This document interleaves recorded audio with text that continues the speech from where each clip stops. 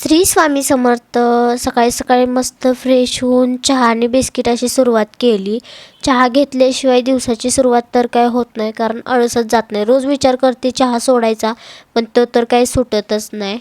खरं सांगा, माझ्यासारखं असं कोणाकोणाचं होते. चहा सोडायचं म्हणते पण चहा काही सुटत नाही.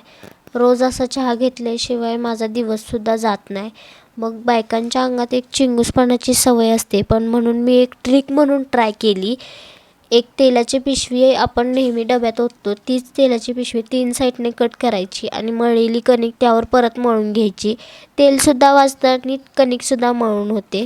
तर अशी ट्रिक कोण कोण ट्राय करतं मला कमेंट करून नक्की सांगा. माहीचा टिफिन वगैरे भरून घेतला आणि माहीलासुद्धा आवरायला घेतलं. माही आवरताना नेहमी चिडचिडच करते, पण असो, तिला आवरून घेतलं तोपर्यंत मोक्षासुद्धा उठली होती.